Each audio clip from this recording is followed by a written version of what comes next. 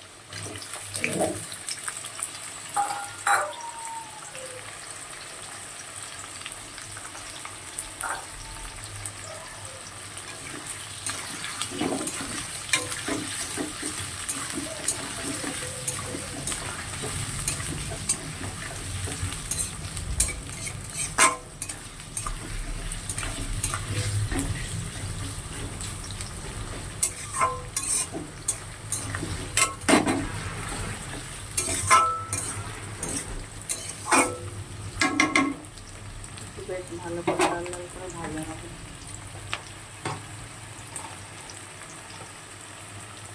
নুন দিয়ে দিচ্ছি।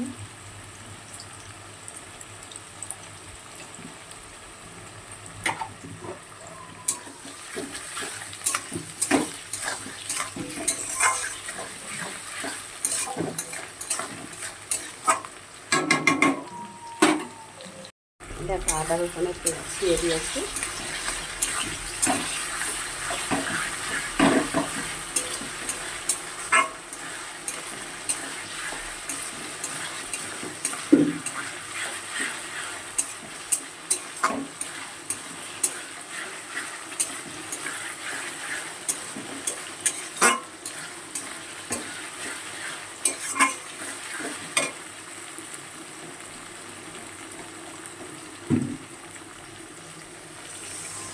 আদা, জিরে বাটা, ধনে বাটা দিয়ে দিলাম, আর হলুদ গুঁড়ো, লঙ্কার গুঁড়ো। কিছু সময় রেখেছিলাম গুলে জল দিয়ে, এটা এখন দিয়ে দিলাম।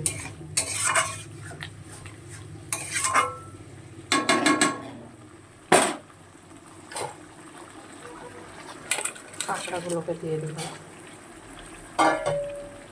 এবার এটা খুব ভালো করে কষাবো একসাথে।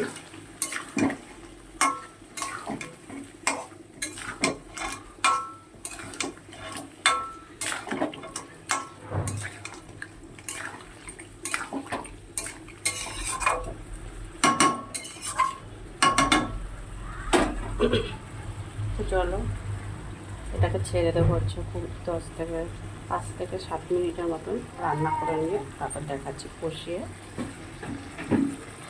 দেখো 5-7 মিনিট পর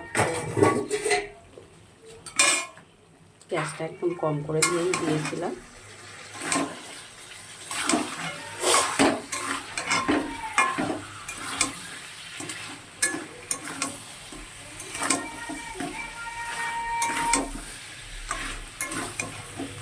এখনো কিছুই হয়নি, আরও মোটামুটি 5-7 মিনিট কষাতে হবে।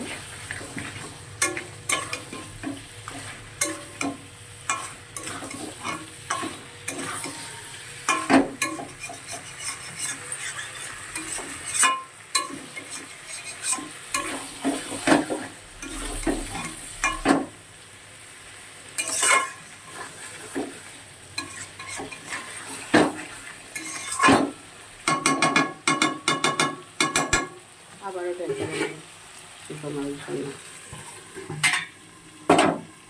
এখানে আবারও 5-7 মিনিট পর ফিরে এসেছি। কষানোটা কিন্তু ভালো করে হয়ে গেছে, কাঁকড়াটা ভালো করে আমি কষিয়ে নিয়েছি। যেহেতু একটু হালকা একটু রসা রসা খাবো বলে এই জন্য আমি সামান্য একটু চিনি দিচ্ছি,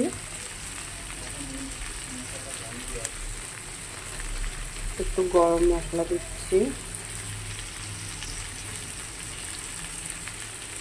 আর একটু জল দিয়ে দিচ্ছি।